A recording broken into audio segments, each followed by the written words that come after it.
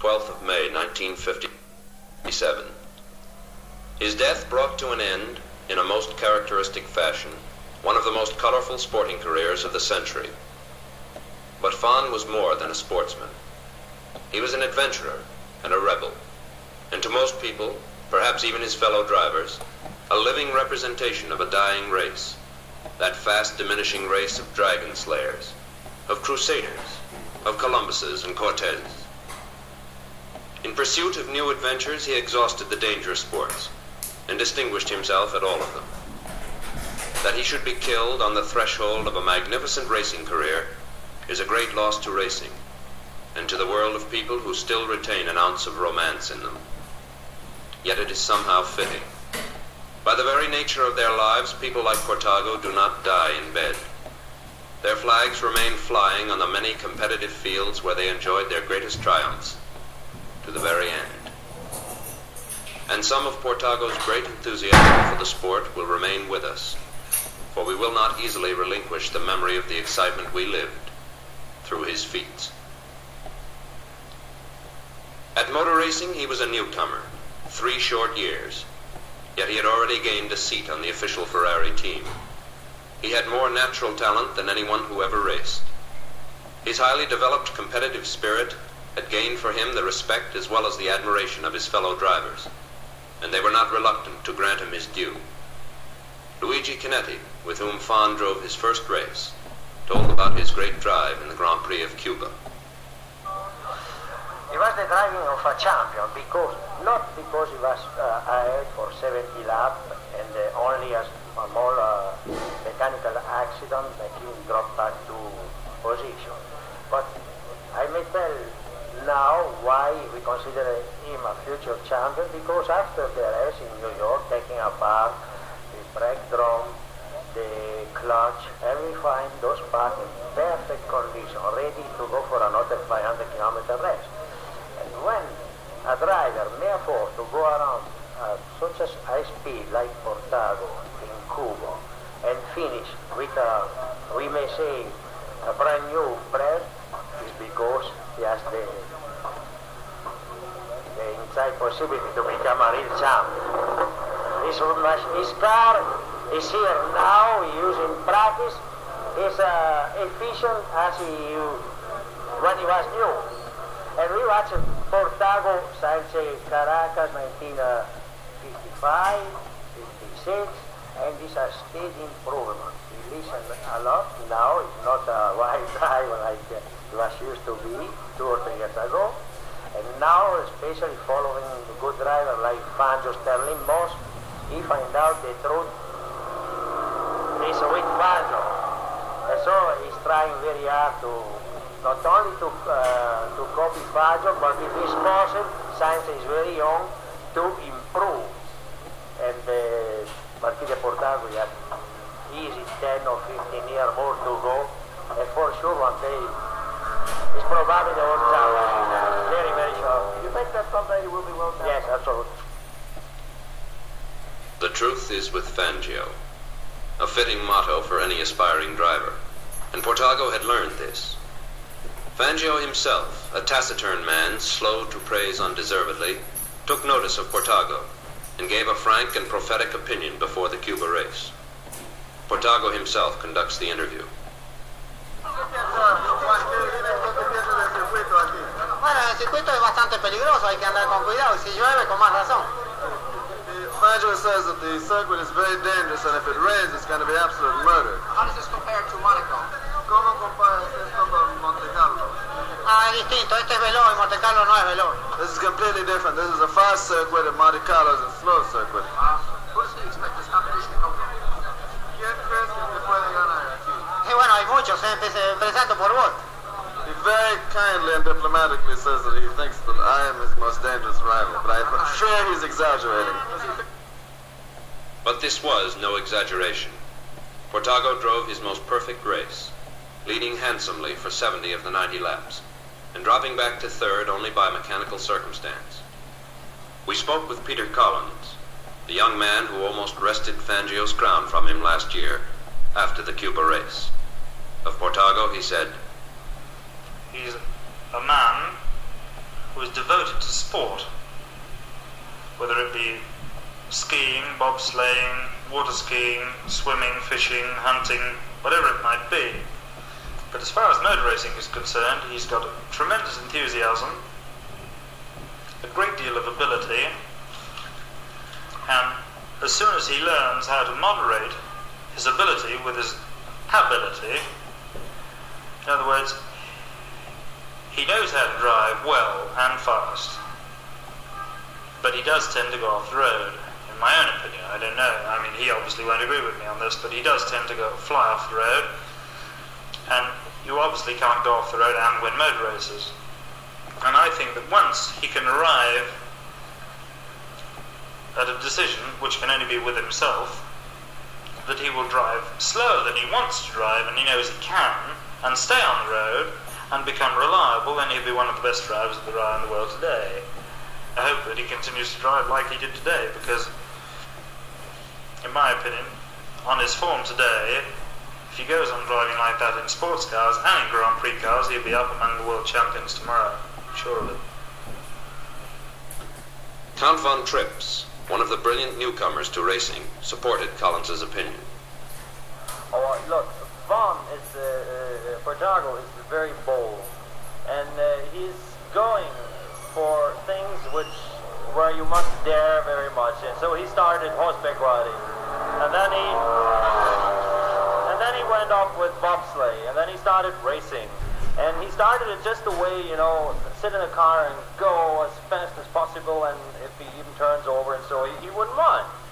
And out of this, in the first time, everybody said, oh, he is not good, because he's too rough, he ruins the car, and he will turn over, and things like that. And nobody, and even the factory always put him as second driver, because they said, no, we are afraid. But slowly in the last year, we all discovered that he is a great, talented driver, and he himself was working on himself, you know, to push his wild emotion down, and to get a real good driver. And I think he is just on the spot being one of the world's best drivers. But no man is just the sum of what his friends think of him. And Portago, because he was a spectacular and colorful personality, was many things to many people. He died in the pursuit of a career to which he had given all his time and energy, and that great competitive spirit which made him what he was. Thus it is fitting that he should tell his own story, make his own summation, complete himself the picture of his full, exciting life. No, what I told you, I used to ride horses all the time. It was a full-time occupation. I used to race a lot, and I was leading amateur rider in France for 3 years. And I went away for a couple of weeks, and when I came back, I found I'd put on 14 kilos. And there are many ways of losing weight. I think Ruby Rosa and Ali can't have the best way, but I'm married, you know. And I tried practically everything, couldn't lose any weight. So that was the end of my riding career. And at that time, a friend of mine had been doing a little automobile racing, and he got me interested in it. And I think I went to the automobile show with him and met Kinetti, who asked me to come and drive, as he called it, in the Pan American. What it really involved was sitting next to him while he drove. And I was naturally very frightened, but I thought it had a charm all of its own, and decided to take it up as a career. What kind of ride was that? Well, Luigi is a very safe driver, but I remember that they give every driver a booklet at the start of the race. And I remember being handed the booklet, and I was trying to find some place to put it so it wouldn't fly out of the car. And we were just going down a straight, and Luigi hit a bump, and I remember going straight up into the air. I don't know how I didn't fall out of the car. And from then on, I just remember holding on as hard as I could to whatever I could find a hold on. And I was terrified. I think anybody who sits next to a racing driver is terrified during a race. It's very unpleasant. That was 5 days of that. No, fortunately it was only 2 days.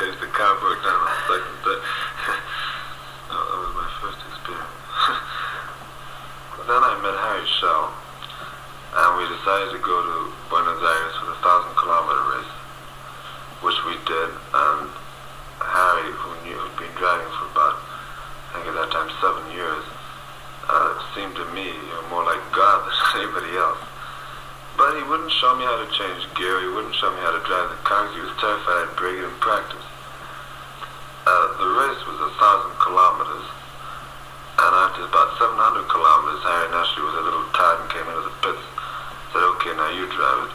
Well, I got into the car, drove one lap, which was 10 kilometers, and saw Harry out on the track with a red flag trying to make me stop because I was going so slowly. I stopped the next time round, and Harry got back into the car and finished the race in second position. That was my first race, 2 laps. Then we went to Sebring. But in Buenos Aires we had a little trouble with the clutch, so Harry thought that we should take the clutch to pieces. And I agreed with him because I knew that he knew a lot about the mechanical parts of racing cars. But when we took it to pieces, Harry told me he didn't know anything about mechanics. So we had to put it together again. And we had 53 extra nuts and bolts.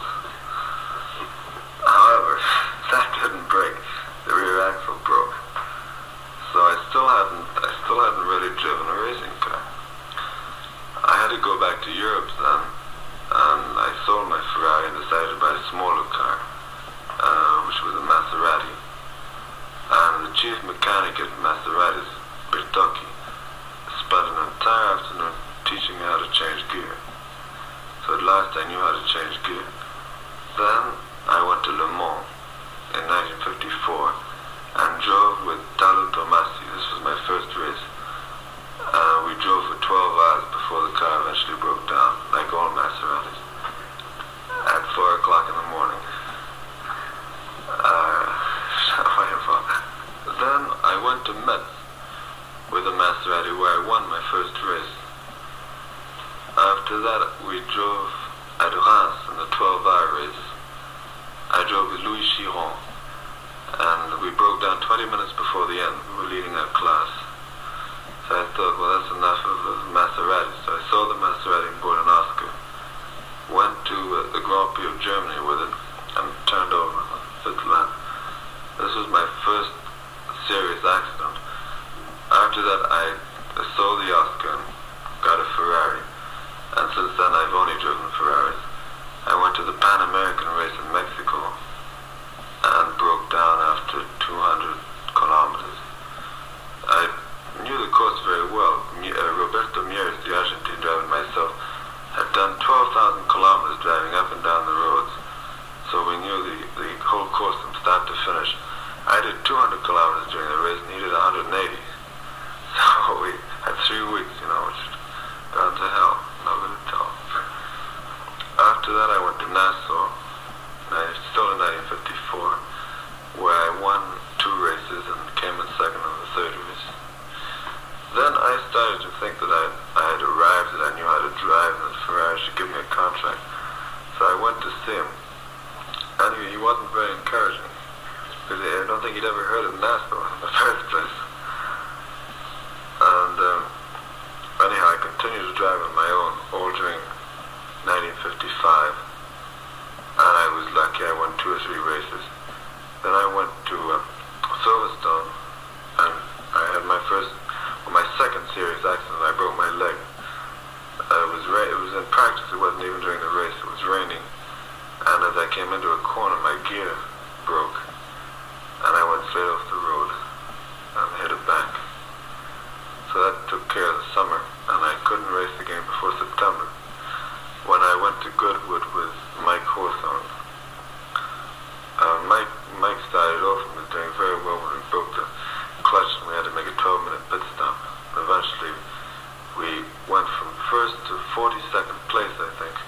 But by 9 o'clock that evening, we were back in 3rd place when I broke the rear axle. After that, I went to Caracas, where I was very lucky and managed to finish second behind Fangio. Fortunately, all the Italian newspaper men and all the Italian racing managers were there and were impressed by the fact that at one point I'd been 52 seconds behind Fangio and I'd managed to get to within 8 seconds of him when I ran out of brakes. So that's when they really started to notice me.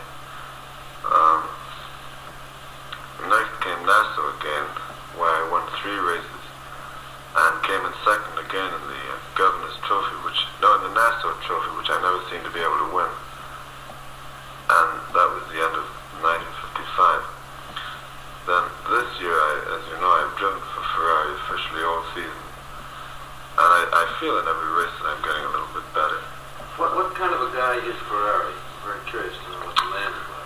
Well, Ferrari's a dictator. If he doesn't like you, he won't sell you a car. But as far as I'm concerned, he's a wonderful guy. I don't think I can say more than that about it. Does he actually control the scenes himself, or is he a manager? No, he has the final word in every decision that is made in the factory. But we have two racing managers. We have one technical manager whose responsibility is the cars, the equipment, the mechanics, the tires. And we have what they call a sport manager whose responsibility are the drivers and the time charts and the lap times. So they divide the responsibility between them. Do you have your own car? You said that it's all completely adjusted to fit you? No, theoretically, Fangio has the first choice of any car. Say we have 4 cars in a race. Well, if Fangio is the fastest driver, it's only normal that he should have the first choice. This year I was the 4th driver, so I didn't have a choice. But I usually got a pretty good car anyhow. Because the 4 cars are obviously not exactly identical, but they're pretty close to one another. The maximum of, say, 5 horsepower difference between the most powerful and the least powerful. The only way I can tell whether a car is good or not is by my tires. Is it a general attitude of drivers? Most of them just... Well, I would say 50% of the drivers have a lot of mechanical knowledge, and the other 50%, of which I am one, have no mechanical knowledge. If I wish to terrify the mechanics, I walk towards the car with a screwdriver. And to me, cars aren't the interesting part about automobile racing. The interesting part about automobile racing is to be able to go faster than somebody else. You've been involved in many other sports, and bobsledding and horse racing, jumping. Have you found that any of the lessons perhaps that you've learned in these sports, or any of the techniques you've learned in these sports, have applied in any way to sports car driving? Well, I believe, and I firmly believe this, that riding horses helps one in many sports because it gives you a sensitivity that otherwise maybe you wouldn't acquire. And I know Sterling Moss has ridden a lot, Peter Collins has ridden a lot. And automobile racing, in my opinion, is purely a matter of sensitivity. Every curve has a theoretical maximum speed, and the ambition of a racing driver is to go around that curve as close to the maximum speed as he can without going over it. So it becomes a matter of sensitivity. Is there a very marked point at which you can feel a car is out of control, or do you have this? You know it. The second the car is out of control, you're all too aware of it. I understood a couple of years ago the Lancias were noted for behaving beautifully, but once they did let go, they just literally flew off the road like projectiles. Well, most drivers dislike a car that doesn't warn you. Some cars will break loose and they won't warn you, but a Ferrari gives you a lot of warning. You know when it's going to happen. Often you can correct it just before it happens. Because once the car starts to go, there's nothing you can do. I have a theory. I just keep my foot on the brake, but some drivers don't. On the ground, it's going to stop a little bit sooner than it would otherwise. Because the spin is nothing, and in America, most of the circuits are on airports, so it's flat and there's nothing to hit. The danger when you spin is when you hit something. Then the car will turn over and then you're in trouble. Is there any sort of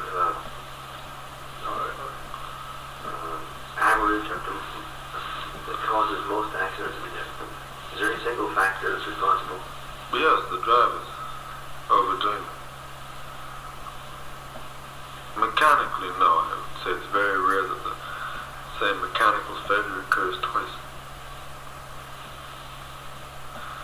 But all you need is a couple of drops of oil in a corner and you can have 10 accidents within 10 seconds. That's nobody's fault. Do you think certain kinds of drivers are particularly suited to certain kinds of cars? No, I think if a man is a good driver, he can adapt himself to any car. At least I hope so. man is going to become a good driver, he can drive a Ferrari at the start. Maybe not a 5-liter, but he can certainly drive a 2-liter Ferrari at the start. All you must have is respect for the car. I have enormous respect for the Grand Prix Ferrari. And I realize that if I treat it badly, it can very easily kill me. But I have a lot of respect for it. And you must get to the point to which I haven't got in Grand Prix cars, but I have in sports cars, in which when I'm driving a sports car, I feel as if I am part of the car. And I feel that in a corner, when I swing the car around the corner, that it's part of me.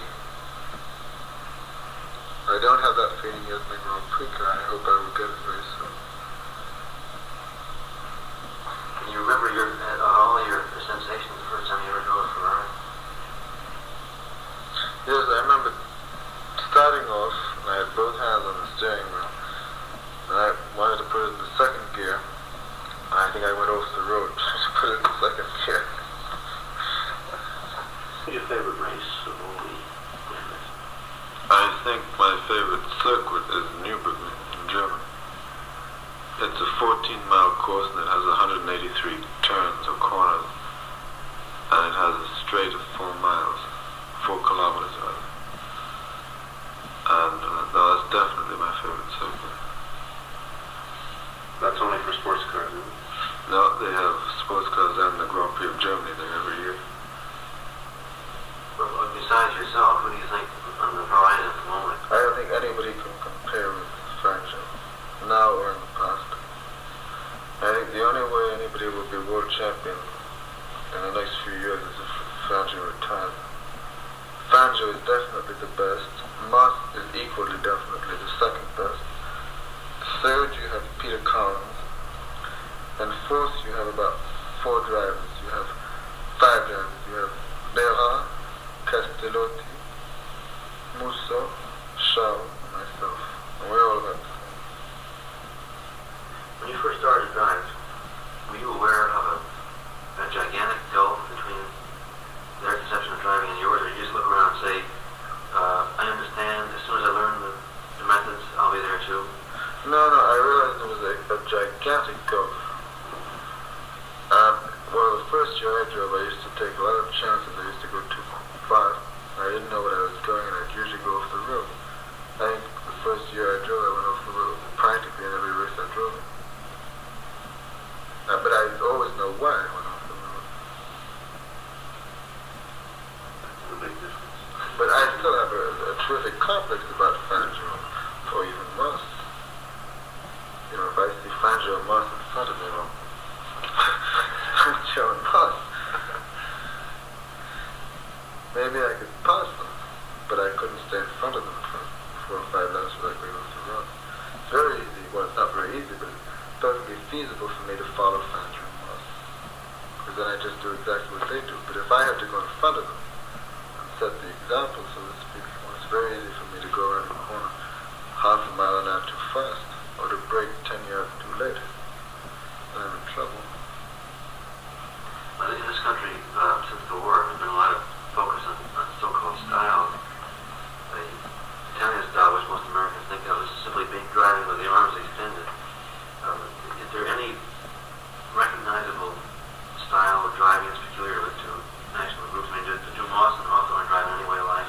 No, every driver has a different style of his own, and it depends a lot on the car you're driving, because some cars have narrower seats than others, some cars have less leg room, and in the new Maserati Grand Prix car, in fact, you're sitting at an angle, you're not even sitting straight forward, you're sitting at a slight angle.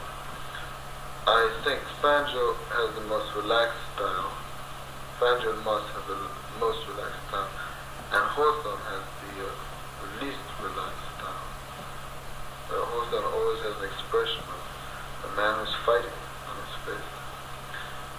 Peter Collins is always making faces at the crowd, not deliberately, but I've got to see a picture of Peter in which he is making some kind of a face. Harry Scheller always wears any attractive women. How can you see him at those? Oh, it's amazing. You go around, you have to do, say, 80 laps on a circuit. You notice anybody who stands out a bit from the crowd. Another question that's been running around my mind is, are you interested in cars? Not at all. Not at all. To me, they're either a means of transportation from point A to point B, or a racing car. And as I've always said, the best car in the world, in my opinion, is the American Ford.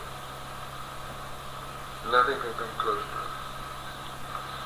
No, but you know, it's true that if a man can afford to have one car and he has a family, what better purchase can he make than to buy a Ford? Well, only you can say that. Because the American, in our position, is thinking as a family, which sports car has the biggest back seat? It's exactly reversed. Yes, but you know, if I have Ford, you don't have to change the spark plugs and look at the engine or anything. You just leave the hood down and you keep it a year, then you sell it and get a new one. And you lose about $200. And you have no bother, no expenses. But if you buy even a Jaguar, which is pretty solid, you're always changing the spark plugs, putting in oil, special oil. God knows you spend. That's the romance. The great light shining in the wilderness. Do you think there's any particular type of man? I mean, leaving aside the obvious of courage and good sense, stuff like that. No, I don't think courage is a requirement. I think a lack of fear is a requirement. And I think the man who wants to become an automobile driver has to have at least the spirit of an adventurer, because there's very little security in it. And he doesn't know if he's going to live, he doesn't know if he's going to be a success, he doesn't know if he's going to lose an arm or a leg. And you have far more disappointments in automobile racing than you do triumphs. Very hard business. Nobody has any sympathy for the driver who goes off the road. You expect it, but you don't get it. Everybody thinks of you as an idiot. How about, this would imply that the secondary names that we read about constantly probably aren't making a very good living. Well, once you've got a name, in Europe you can make a reasonable living just with the starting money you get. And Rosier, who has just died, was never a fast driver, but he was a rich man, I believe. But I know he made a lot of money racing, because he would get good starting money every time. And Rosier was one of the nicest drivers in the world. I would never have won the Tour de France last year without Rosier. The Tour de France, as you know, is a rally which lasts for 7 days. And each day you have a race, or 2 races in different circuits all over France. And I started off without even a map in my car, but I knew that Rosier was in the car in front of me. So all I did was follow Rosier for 7 days. He kept me from getting lost. Well, half an hour before the race, where he got killed, where he got injured, he died later, he asked me to drive his car, and I said, all right. And 5 minutes before the race, he said, I feel better, I'll drive it myself. Now, Rosier never took a chance. We did 200 units, 10 of them. Conception, there may be a misconception in the fans anyway, that there's an ironclad, unwritten law about discussing accidents, injuries, and so forth. Is this true? We discuss them constantly. That's what I thought.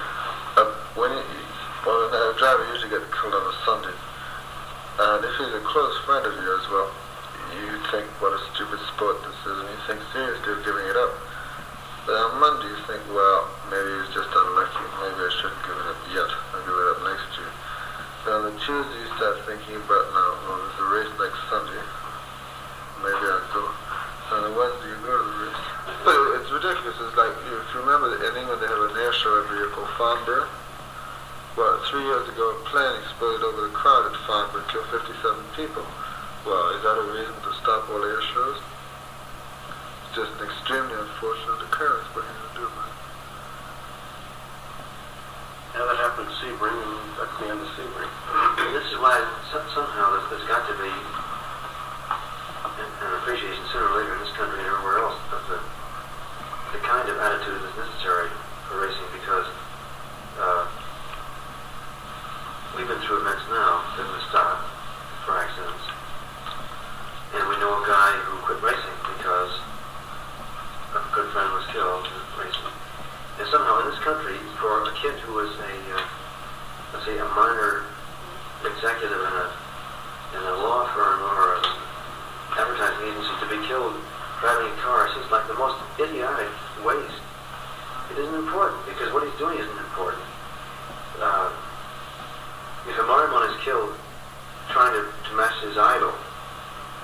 me more worthwhile than for some American kid to get knocked off driving some car because it's the thing to do. Just basically what controls the thing. If ever we can reach the point where the Bermuda shorts and Madras shirt will back out and let those who can and will take over, then we'll have racing in this country. But I think you hit on the reason, the difference between the two, Paul, in that in Europe, well, let's say in America, it's much more important, much more publicized that a man kills himself driving a racing car than if he throws himself out of the 50th story window because he doesn't like his job. Whereas in Europe, they're concentrating on the enjoyment he gets out of doing a thing. Let's not even say enjoyment, the satisfaction for doing a job well, which I'm sure you're aware of when you race. It may be completely without sentiment, without emotion, the satisfaction. No, yeah. did you have any sense of sort of inevitability when Ascari was killed? Did it seem to you to be in the cards, or just a horrible mistake? No, it was, I thought, what a nice chap he was. But there's a lot of writing over here at the time about how the weird sort of feeling about it, because the previous week he'd done the same damn thing. Very strange. Take a very minor nut on your car to fall off. What are you going to do? But if you think about it, there's no point in racing. It's better not to race. But usually the first sign you see of an accident is either the ambulance on the track or the crash car itself. And we always know who was in the car because we can remember the number or the color of the car. We always have some clue as to who it was. And if it's a friend of the driver, well, the pit will usually give you a signal saying he's alright, he's alright. And otherwise they just won't say anything. So, you know, as soon as the race is over, you ask how so and so on. Then you hear. But I have a rule, I will never go see somebody who's been killed. I unfortunately went with Musi, the Swiss driver's wife, in the ambulance. She was a Spanish girl, and she didn't speak very much French. Well, I'm Spanish, so I went with her in the ambulance to see Musi. His brain was over there, his head was over there. One like that, isn't it? Yeah. So I won't even go and see people in the hospital. Well, it's strictly a matter, it's a calculated risk, that's all. Yeah. Well, every driver believes it can never happen to him. I know that it won't happen to me. No, inside me, I know it won't happen to me.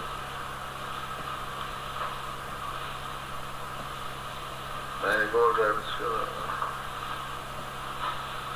And probably will have to. Did you know Ascari? No. Yeah, he was always very nice to me. He helped me a lot. The thing that troubles us is when somebody gets killed because the steering arm broke or because the wheel came off. And that worries us a lot, because then we think, well, if it happened on that car and I have to drive the same type of car, it could very well happen to me. That's very unpleasant. Is the supremacy of Ferrari and Mercedes due as much to the drivers as it is to the car? Well, Ferrari, I had dinner with Ferrari about a week before I left for Caracas. And we were talking about racing, as we usually do. And all of a sudden he said, but you know, the drivers will always go to the factory which produces the fastest cars. And I was just about to protest my loyalty to Ferrari when I realized that I would go somewhere else if they produced a faster car. So you'll find usually that the best drivers will automatically drive the fastest car. There's no loyalty to factory. And it's usually a gamble for the driver, because I don't know what's going to be the best make next year. Maybe Maserati will be better than Ferrari. And I signed with Ferrari. Where does that leave me? So it's always a gamble. Massa signed with Vanwall. That's even more of a gamble. Is there a recognizable feeling of the Grand Prix of Germany and the Grand Prix of France? Does Berra get inspired during the Grand Prix of France, or is this one more race? No, because before the race, we know that theoretically we should finish in such and such a position, then if you do better than that, it's because of a piece of good luck. If you do worse than that, it's because your car isn't going well. I mean, before, in Venezuela, there was Moss, Fangio, myself, Harry Shell, and some lesser drivers. Well, I had a better car than Harry Shell, so I knew that theoretically I should finish third, because I know that I'm not as good a driver as the Fangio and Moss. Now, if I had finished second, it would have been luck, because obviously either Fangio and Moss would have had a car that wasn't running perfectly. And if I finished fourth, or not finished, as I didn't finish, it would mean that I had bad luck with my car. Is that clear cut? Oh, yeah. I know that I'm faster than so-and-so, and I know that somebody else is faster than I am. I know it. And all I can hope for is that my car is going to run perfectly that day. Of course, there arrives a point at which you will become better than so-and-so and move up a step. That's what I hope. Is this a very clear-cut point? I mean, do you recognize this when No, you pass Moss and there you are? Yes, but when I pass Moss, I think, well, this is rather peculiar. Something is wrong here. And I hope he's going to stop altogether before his car gets going again. Tell us something about your driving style. Yeah. I'm sure you analyze it. Yes, well, I consider that my driving style is a relaxed driving style. I never worry about whether the car is going to break down, because I think that if it breaks down, it breaks. There's nothing I can do about it. The only thing I'm very careful about is I try not to over-rev the engine, and I try to change gears as smoothly as possible. But, you know, the driving style hasn't really too much to do with how fast you go. You can have a very ugly driving style and go extremely fast. You can have a perfect driving style and go very slowly. Oh my God, I can tell you anything about my style. What do you wear, for example? Well, I wear a sports shirt and a pair of light trousers with no cuffs, and I wear a pair of bicycle racers shoes, because they're made of very thin leather and they're very pliable, yet they have hard soles. I don't believe in wearing suits or overalls or uniforms, as some drivers do. First of all, because if you get gas on your clothes and catches fire, there's a far harder time getting out of an overall than you will out of a shirt and trousers. So I dress very casually. How much, not sloppy, but let's say rough driving will a Grand Prix car stand? You never know, you can over-rev it 10 times maybe and get away with it, but you can over-rev it once and you'll break the engine right away. Anytime you over-rev an engine, you're taking a big chance. Unfortunately, there's a second needle on the RPM dial which stays put at the maximum RPM to which you've gone. And they have a special key to put this needle back, so there's no way the driver can ever put it back to the authorized RPM. So the factory always knows to where you've been. I think Mike Hawthorne once tried to develop a system with a magnet to get it back to 7,000 RPM. That's the first thing they look at. Well, this brings up another point. If there's that much of an interest in what the driver's been doing out there, what sort of a relationship is there between the driver and, let's say, well, Ferrari is pretty much an autocrat. Let's say, is he the patron and you're a highly skilled, well-paid, but still an employee? No, I think that Ferrari has a somewhat fatherly attitude towards his drivers. And he's very, very kind to us. Whenever I go to Modena, Ferrari asks me to dinner. I like him very much. Do most of the drivers have a sort of recognizable zest for living fairly high?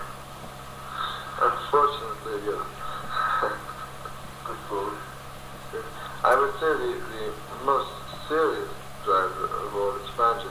We very rarely see Fangio in between practice periods and the race period, because he always lives in a small hotel. He's usually with his wife, and he leads a very quiet life, whilst the other drivers are less serious.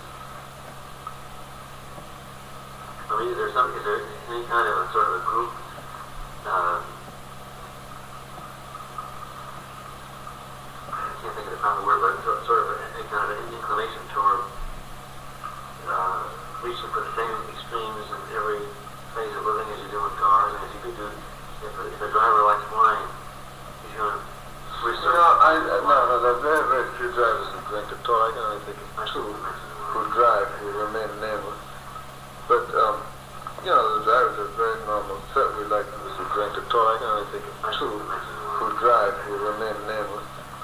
But, the drivers are very normal. Certainly like women. All the drivers are, naturally chasing all the women that are around. And, the night before the race, everybody's very serious. Everybody goes to bed about 10 o'clock. But on the Thursday evening and the Friday evening, there's usually something going on. And we're all very close friends, really. I mean, even if two drivers actually don't like each other, there's such a great feeling of camaraderie between them that it overcomes the dislike. And then they might think on the Monday, well, I don't like that too. But on the Friday when we're together, we'll kind of get on very well. Are there any villains? Not really, no. I don't think so. Can't afford it. No. I think that automobile racing is one of the cleanest sports in the world today. Chiefly because if a driver is unkind to me, well, I have two solutions. Either I can slow down and wait for him to lap me when I can be unkind to him, or as he very well knows, we're going to race together next Sunday. So I can, if I can restrain myself and wait until next Sunday, then I can get back to them. So you'll very rarely find a driver being deliberately unsporting to another driver. This is the case with sportsmanship. It's a matter of necessity. Exactly. Yes, but it's the results that count, and it's a very clean sport. Well, there used to be a driver who, when you passed him, would look at you with a horrified expression in his eyes, and then point at your left rear wheel or your right rear wheel, as the case might be. Finally, he lost his left rear wheel and got killed. Is there any gambling on racing? Well, amongst the drivers, sometimes. But unfortunately, there's no gambling on the races. Because I don't think anybody trusts the drivers enough. Did you say unfortunately? Yes, unfortunately. You mentioned the other day when we were talking about the, I don't know quite how to describe this, let's say, good old-fashioned sportsmanship as represented perhaps by the English school of sportsmen, the playing fields of Eton, etc. Harrow, yes, exactly. Do you find this kind of sportsmanship, the game for the game's sake, much? Now, in England, one finds a lot of men who race on Saturdays and weekends purely for the sake of racing. But once you get amongst the professional drivers, you'll find very little of that. But an amateur driver today is, in Europe at least, a man who isn't good enough to be a professional. But everybody, no matter how wealthy they are, who drives, aims to become a professional driver. Well, I would be presumptuous enough to say that you're probably not in it for the money. No, but it helps. Why do you race? Because I want to be champion of the world. Life to me is a wonderful thing. And even if I live to be 100, I still won't be able to do a 20th of all the things I want to do, read all the books I want to read. And I plan to get the most out of it, but I have no time to lose. And I certainly wouldn't race unless I thought I could accomplish what I want to accomplish. you're sort of defeating your own purpose in a way, because the racing has to exclude a great number of other things by its very nature. Yes, but I've given racing so many years of my life, and then I will stop completely. I will never race again. Only find you listen to 60. That's a mean question. I've had long, serious chats at Sancho. There's hope. Well, if you become champion once, will that be it? Will you then retire? No, not necessarily. I will give up automobile racing when I reach a certain age. And you've already determined this age? Is that another leading question to ask what age? No, I will give up automobile racing when I'm 35. Have you got some sort of idea about if you have an arbitrary end to the racing career at 35, is it because that you think that's enough, or because it's something else you want to do then? Oh no, I think that a racing driver can go on to at least 45, but there are many things I want to do. And I can think of a lot of things I want to do when I'm 35. And automobile racing is practically a full-time job. Gives you very little time for anything else. After 35, what? There's another thing connected with automobile racing which might sound a little bit corny, but it's very true. Racing drivers live very near to death every Sunday afternoon. But you'll find that it gives us a greater appreciation of life. You'll find that drivers are a very happy lot of people. They appreciate life far more than the average man does. In order to enhance life, you're deliberately seeking out an artificial means to give it meaning. And do you think that a racing driver, without the stimulus of an extremely dangerous sport, would have the same zest for living? I do. Because the racing driver is not necessarily a brave man, but he is a man who is not afraid. And if he wasn't racing cars, he would be doing, I don't know, if he'd lived 1,000 years ago, he would have been in the Crusades. If he'd lived 600 years ago, he'd be killing dragons or saving maidens in distress. But nowadays, the only person who can help a maiden in distress is a donkey.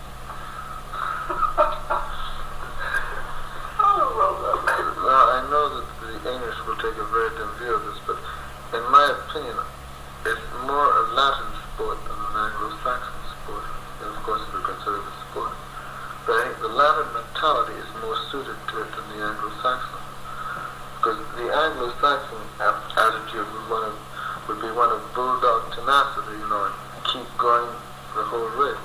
But the Latin will take a chance at a given point that maybe the Anglo-Saxon wouldn't take.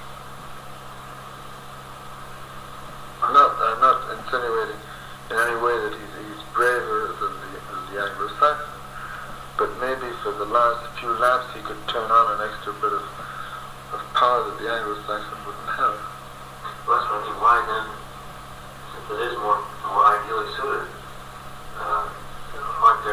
is the ratio upside down? Why aren't there 30 fine Italian drivers and only half a dozen British? You mean the British drivers that exist are pretty good, but not that good?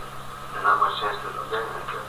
Well, you have 3 who are extremely good, but after that, I don't see any hopefuls to take their places. Quite frankly, there's a dearth of drivers everywhere right now. I think the only young man who is going to become very good is from Clipson right now. I don't see anybody in Italy or Spain or France. Is there any hope for any of the American drivers? Well, it's very hard to say. I don't think they take the Italian manufacturers take the American drivers very seriously.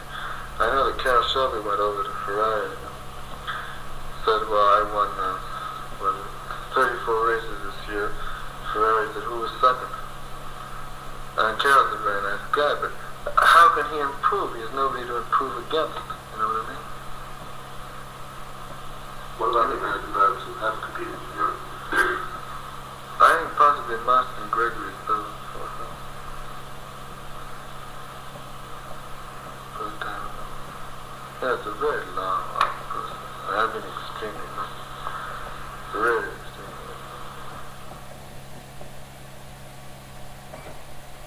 The Marquis de Portago died in his Ferrari on the 12th of May, 1957.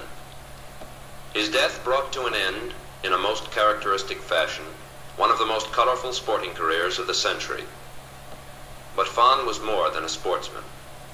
He was an adventurer and a rebel, and to most people, perhaps even his fellow drivers, a living representation of a dying race, that fast diminishing race of dragon slayers, of crusaders.